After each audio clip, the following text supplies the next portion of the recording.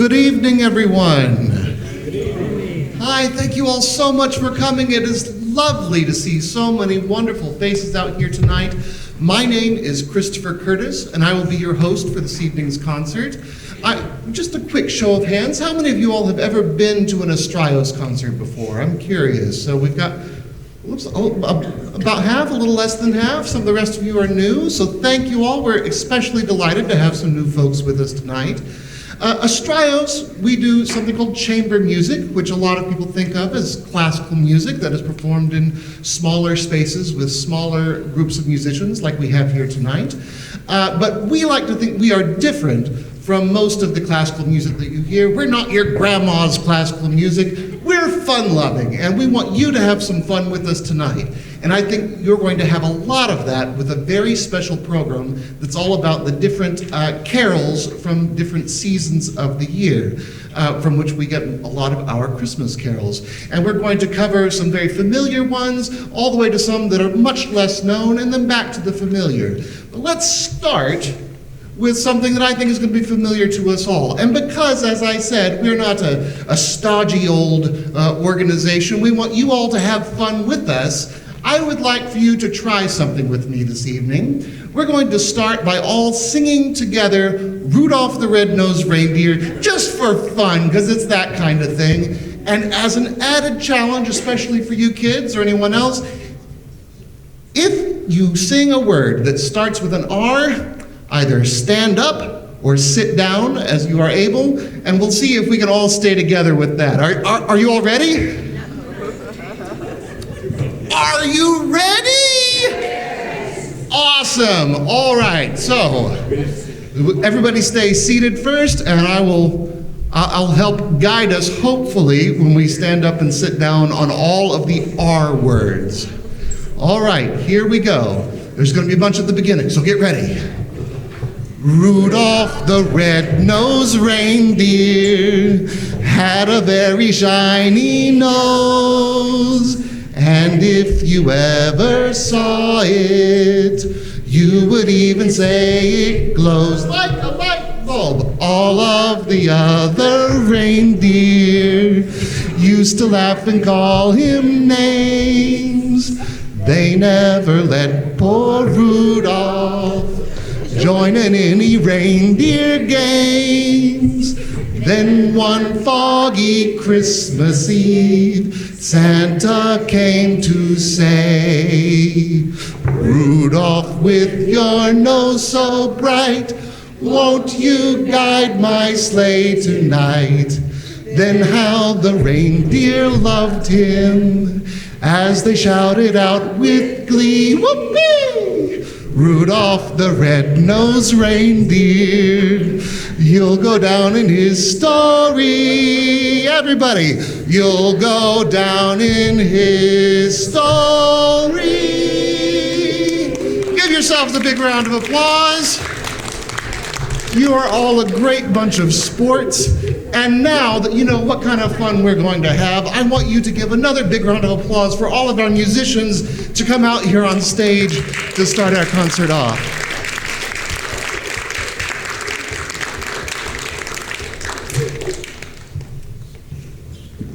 As I said, we're going to go from familiar to less familiar, and our first carol this evening might be either one of those for you, depending on whether you remember Once in Royal David City.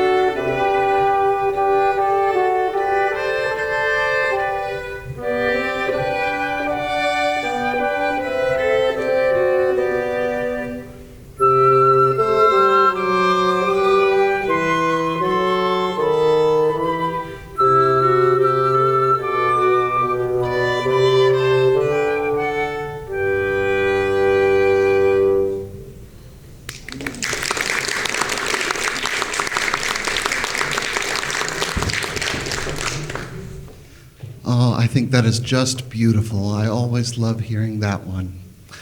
Well, I think that tonight is something really special and a little different from what you might get at a lot of other Christmas concerts, because we are focused on the carol tradition this evening. And carols are one of the oldest forms of music that we continue to do regularly today. A lot of these tunes and stuff date all the way back to the 12th century, when carols were a type of French dance where the dancers would sing the words to the songs as they would dance about the room. And it continued on like that. They continued to be used for dances and processionals, but they were used for all different types of year, not just around Christmas. And so our first set of carols this evening all come from different seasons from where they originated. The first one comes from the spring season. It's the flower carol. It dates all the way back to the 13th century. And later, around the 1850s, somebody put the Good King Wenceslas lyrics to it, which you are probably familiar with. Our summer carol is Un Vengrante, which is originally French, but was adapted by the Welsh as a summer carol. For fall, we have the Holly and the Ivy, which is familiar, I think, to many of us. We think of the holly as representing Jesus and the ivy as representing his mother Mary. But it also, the holly and ivy were integral parts of the Saturnalia festival that dates back even further than that. And our winter carol is the Coventry Carol, which I think is just an absolutely beautiful tune. It dates all the way back to the 16th century, and it was from the Feast of the Holy Innocents, which is actually sometime later than the Feast of Christmas. So we're now going to get to hear all four of those, and they are as they were written down in the Oxford Book of Carols. So we'll now get to enjoy all four seasons of carols.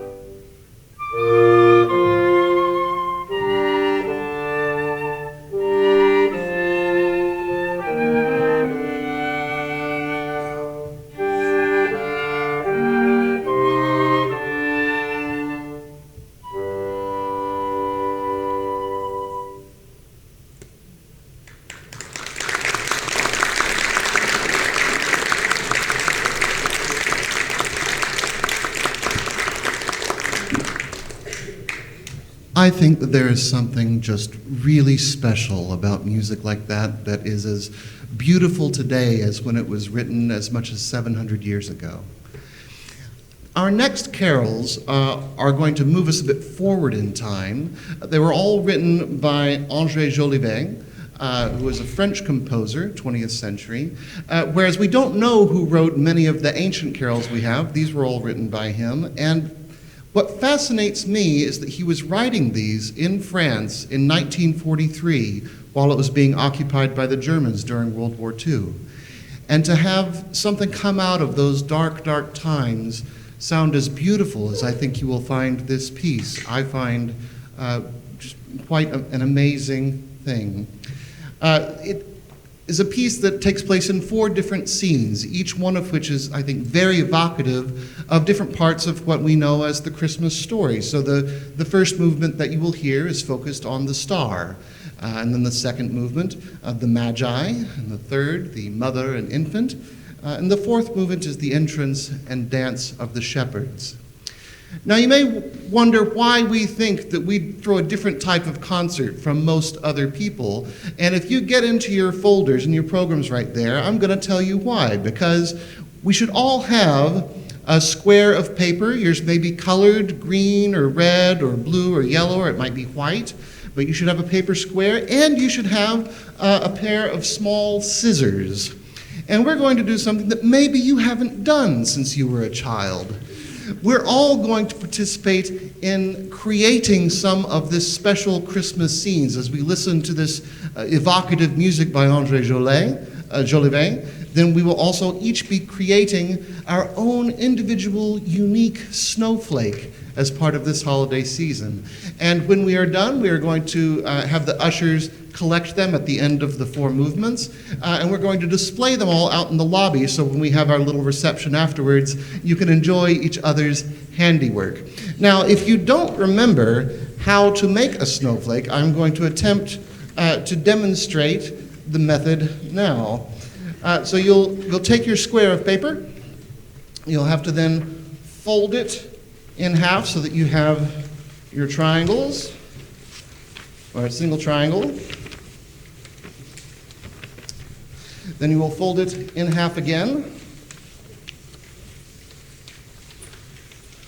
to create another triangle.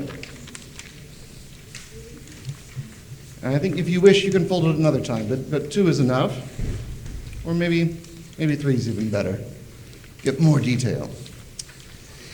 Then you'll take your scissors and you will start cutting out patterns from each of the sides of the snowflake. The very pointed one there will be the center of your snowflake, and you'll have patterns all around. And so we can all experiment as the piece is playing, and as you are inspired by the different portions of this piece to create something particular to one scene or another. We encourage you to do any of that. We will be cleaning everything up at the end of the concert afterwards, so don't worry about pieces getting on the floor and stuff. We know what's going to happen. Just enjoy this little Christmas activity as part of our concert this evening. So without further ado, we'll have André Jolivet's pieces.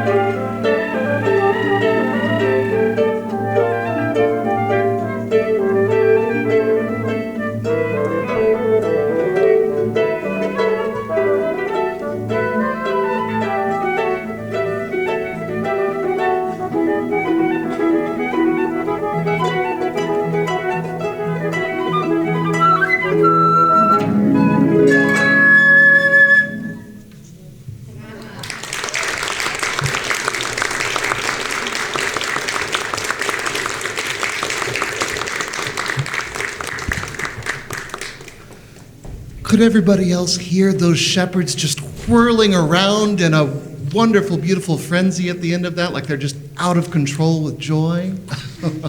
I love that, and all of those pieces are so wonderfully evocative. The star was the one I could almost hear it twinkling at the beginning, and I tried to put one in the middle of my snowflake. Did everybody make a snowflake during part of that? If you made a snowflake, please hold it up. We're going to have our ushers come around and collect some of these so that we can put them all on display for all of us and to enjoy after the show is over, when we're having our cookies and drinks and other things out in the lobby area with the rest of the musicians. So here everybody's going to come along, and I see some just beautiful pieces of art that some of you all have made. I'm very impressed at everyone's snowflake skills. That's so cool. It's like I spent a lot of years when I was a kid doing that, but I'm gonna pass one off to you as well. Thank you very much. As we're moving on, our next pieces this evening, as I said, that was a French composer writing during the German occupation, and we're going to get to hear some other carols from different parts of the world. The first one is going to be I Wonder as I Wander, which is actually from Appalachia right here in the U.S. We don't know how old the tune is, but we know it was first written down in 1934. Next, we'll have the Wexford Carol, which comes to us from the county of Wexford in Ireland, which the tune we think may date all the way back to the 12th century, but we're not sure. And then we'll have O Tannenbaum, which many of you know is O Christmas Tree, and that comes to us from the Germans, and Patapan, which will circle back again to France in the 17th century for that. But I think one of the neatest things about this particular set of carols is that we have with us right here the arranger of all of these carols with us this evening, Mr. Eric Jones. That's right, I think that's worth a little bit of applause. And I know that when you're, one of the things about carols that we love is they tend to all have verses and refrains, and they get repeated a lot. And when we're singing them, there can be a whole lot of verses, and the words change every time. But when you're playing and not singing, sometimes you have to find other ways to create some variation and some other little treats for us. I know that in the Wexford Carol this time, you've put in some other sounds and things that we might be able to listen for. So what kinds of things did you include in your rendition of the Wexford Carol? Well, at the beginning, we have a section that is supposed to imitate sort of a drone, the drones of bagpipes.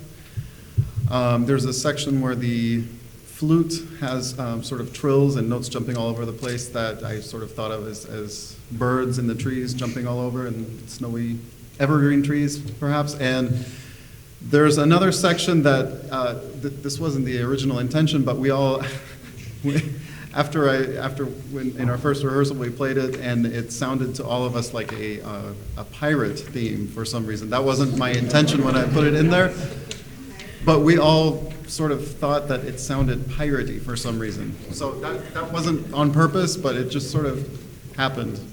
That's just part of the wonderful variation and stuff that you did for us. Yeah, can we hear perhaps what it sounds like to have a bagpipe-ish drone on these instruments? Can we hear what that is?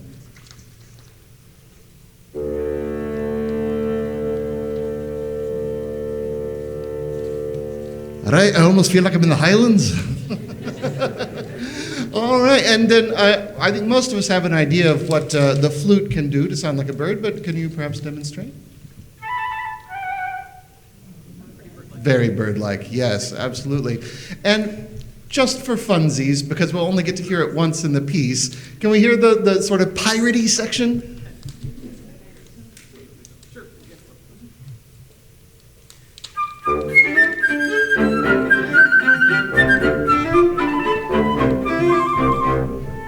Yo ho ho.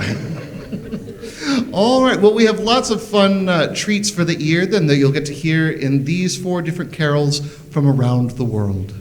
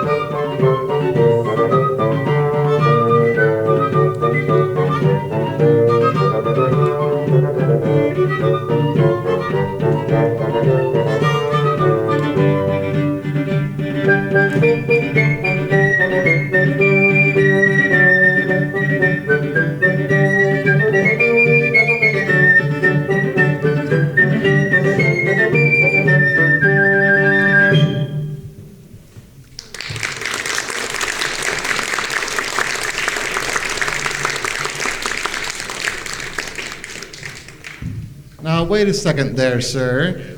I happened to notice that when I left the stage, there were only 3 musicians, and you kind of snuck in here on us. I did. So we've had this drum kit here for a while, but you brought in a different kind of drum for that last piece. So can you tell me what this is and why this one was used? Yes, this is. Oh, okay. This is a frame drum, which means it's just a wood frame drum. This particular one is called a bendir, which is a Moroccan frame drum, but you'll find it throughout North Africa, Southwest Asia. And it just sort of gives that, it was used for this piece because we needed something to give that driving, bum, bum, bum, bum, bum, bum, bum, bum, bum. And there's not really a French version of this. Fair enough. I looked. I did look. Excellent. Well, those were all just wonderful pieces. I really enjoyed getting to hear those and all of Eric's arrangements.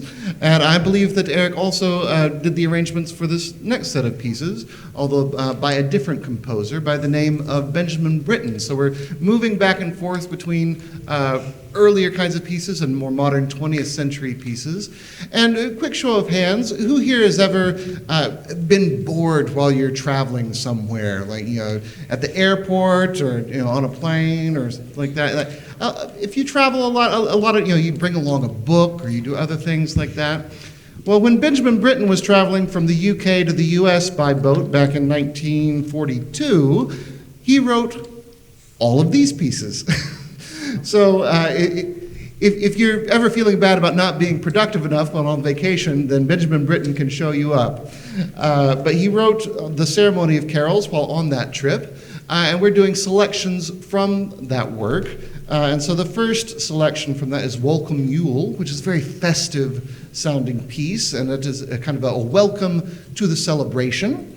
The second one is Balulalo, which, as you might be able to tell from the sound of the word, is actually a lullaby. It's Mary's lullaby to the baby Jesus. And then This Little Babe takes a turn in perhaps an unexpected direction. It actually is describing a battle between the baby Jesus and Satan. So you can listen to that piece and see if you can figure out who you think wins. Then the interlude is for solo harp, so that's the one piece out of this set, which we have not changed at all. It was written for solo harp and will be performed on solo harp. Then we have a spring carol, where it thanks God for the end of winter and the arrival of spring. And finally, that we end with Deo Gracias, which, interestingly enough, celebrates the eating of the apple in Eden, because without the fall, we could not have Christmas. So I'll let you decide the theological soundness of that, but that is what was written in the text back in the 15th century, which Benjamin Britten set to music on his trip across the Atlantic in 1942.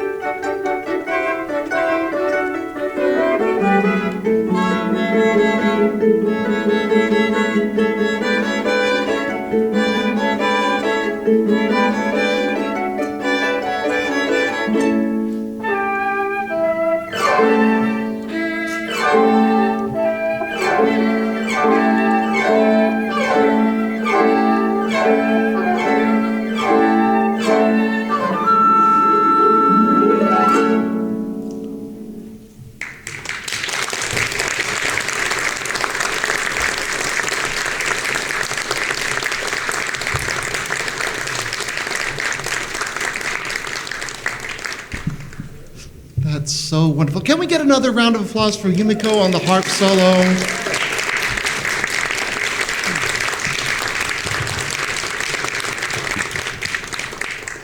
That is just so beautiful, all of those pieces. Do you get to play the Ceremony of Carols very often, Yumiko? It's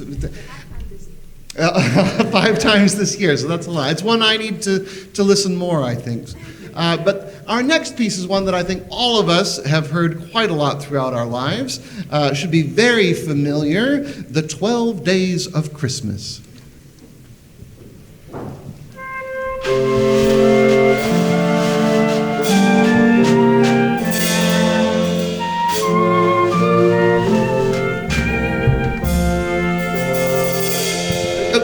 Wait. I have a better idea.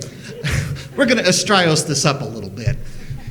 So it turns out that the 12 Days of Christmas is not a normal Christmas carol. It actually started out hundreds of years ago as a party game.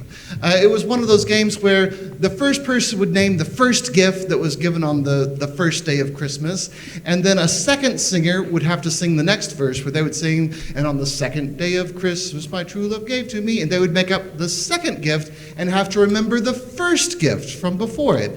So by the time you've gone through 12 people, the last person has to remember 12 different gifts. And it was different every time you sang it with a different group of people. Now, I'm not thinking that we all need to try and memorize anything, but I think it would be a lot of fun for us to come up with a new list of gifts for this particular 12 Days of Christmas. So we're going to have a whiteboard out here, and we're going to write down things 1 through 12, and once we have all of our list of 12 things, then we will sing just through the 12th day of Christmas, where we get to list them all one time and we don't have to sing it a million times. So I don't know, we'll start off at number 1. I don't know, on the first day of Christmas, a good gift would be socks, a Walmart card. A Walmart card and a pair of socks. There we go, we have our first day of Christmas. So on our second day of Christmas, we should get 2 whats? What's that? Chick-fil-A. 2 Chick-fil-A. Our third day of Christmas. We're gonna raise your hand or speak up loud. Anybody. You can say anything. It doesn't matter. We're all friends here. 3 Basset Hounds. I heard that. And over here, we can use yours for 4th. What was that? 4 Pringles. What Pringles? Kringles. But what kind of Kringles? Cherry Pringles.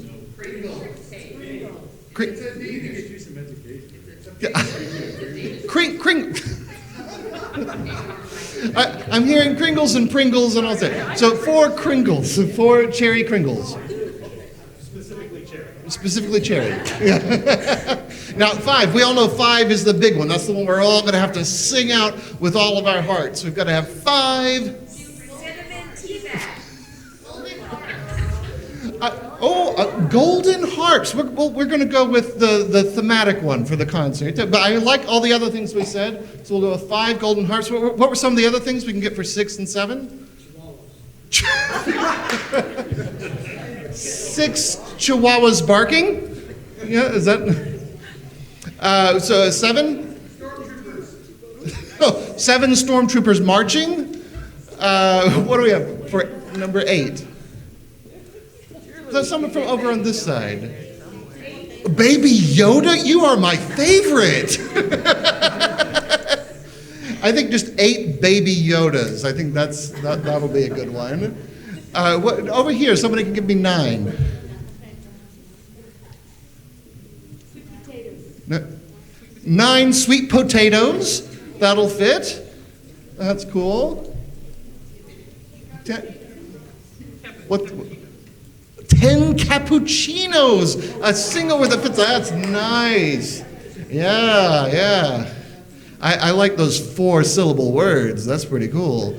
All right, so we're all the way up to 10. We need number 11. Children singing. Children singing. How lovely. That's just fabulous. That's 11 children singing. And number 12 for our big, to actually start us off. It's not going to be the finale. 12 bassooning. Easy for him. Should we give him one? I'm hearing a mixed crowd here. It's like, we've got to hear. Can you find 12 bassoonists? we can count one that counts for 12. I didn't hear that over here. But we'll go with 12 bassoonists. All right. Bassooning, and just start things off real hard for all of us. So, 12 bassoonists. Everybody practice that one time with me because it's going to be a mouthful. 12 bassoonists bassooning. Oh, y'all are pretty good. All right. I apologize if I misspelled anything. We're not going to worry about spelling. This is just about fun. If we can get Diego to come and grab that right there. If he can grab that. And he's going to hold it up in the back where hopefully almost everybody can see. He'll hold it up high. And again, we're just going to start on the 12th day of Christmas and begin counting down. So let's see if I can get these here. Oh boy. All right, are we all ready for this? Yes, sir. Are we all ready for this? Okay, all right. This is going to be fun. Y'all ready?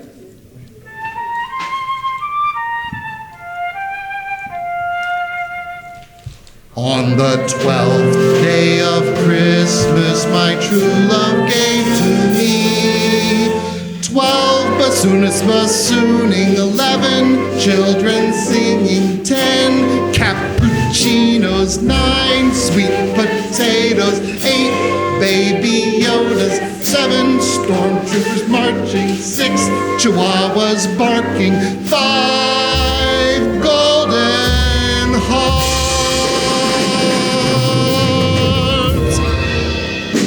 4 cherry Kringles, 3 Basset Hounds, 2 Chick-fil-A, and a Walmart card and a pair of socks.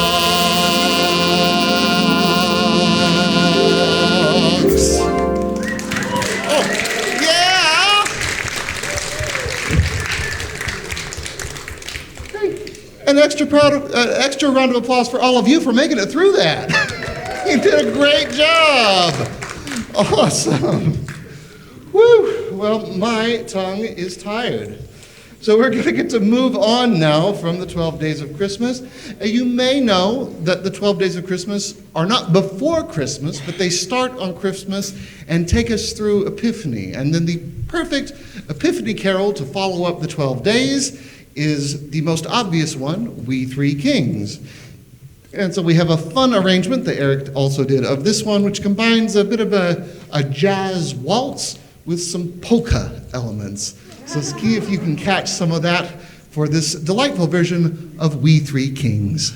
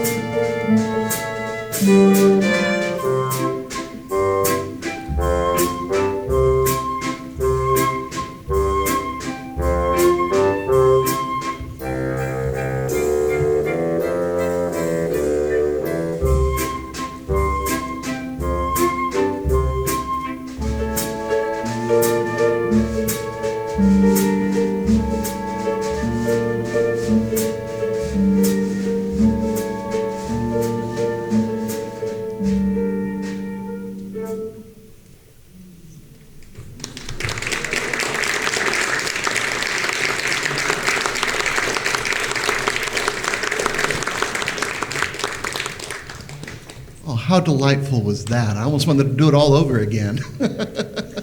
And we finally got the drum kit to come out on the last two songs, so that's also fun. Well, we're almost to the end of our concert, but I wanted to call your attention to just a couple of things this evening. If you look in your folders, you may find that you've got some sheets of paper you didn't notice at the beginning. The yellow sheet is our audience survey, and I want to let you know we take all of our surveys very seriously. We read every single survey that we get. We take your feedback to heart, and we want to make sure that everybody here is having a good time. Have y'all had a good time so far tonight? Yes. Excellent. Glad to hear it. There's also a blue page that has the bios of all of our musicians and the people up here on stage tonight, if you want to know more about them. You'll also be able to meet them out in the lobby after the show. And I hope that you may be able to join us. There's a flyer in there as well for our next concert on February 9th, which is the Crimson Duo, so we'll also feature harp and the violin. So that's going to be a different concert because here at Astraios, we're not limited to one type of ensemble. We have a lot of different types of musicians that will come and play with us. And so if you check out our website, you'll be able to find out all the kinds of things that we have going on in the future. And it does take a lot to keep us going into the future because ticket sales and things like that only count for a very small portion of what it takes to put on a concert like this. You read the bios, our musicians have played all over the world on, I think, 6 of the 7 continents. They are trained at the best institutions and are the highest professionals, and we are lucky to get to have them here. And to get to have top quality musicians do these concerts for the public, to get to take them into the school system, where we often do concerts for elementary grade students, where we're often the first exposure that they get to classical music, or even our memory care programs where we go into retirement facilities and nursing homes, are all things that we're not able to do without your support. So if you're able to give anything extra tonight, we will have people out in the lobby that are happy to take those donations. And if you make a donation tonight of $25 or more, you will get a special handcrafted ornament from Caravansary Designs, which means that it was handcrafted by this fellow right here. So you can get not only 12 bassoonists bassooning, but one handcrafted ornament as a gift to put under your tree for, or on your tree for someone you know. So thank you all so much for coming, and do stick around afterwards for cookies and drinks out in the lobby and to talk to all of us. We have excellent treats from the cake merchant. You will not be disappointed. And now for our final piece this evening, we will do another one that I think everybody has heard before. It is the Carol of the Bells. So if you've been waiting for that glockenspiel to get played back there, now is the time. It's going to happen because it's a Ukrainian carol that actually dates back to before a certain calendar switch, and it was played at the New Year, which at that time was in April. So we've now come full circle from our spring carols at the beginning to almost a spring carol, a carol for the new year from Ukraine here at the end. So please enjoy Carol of the Bells.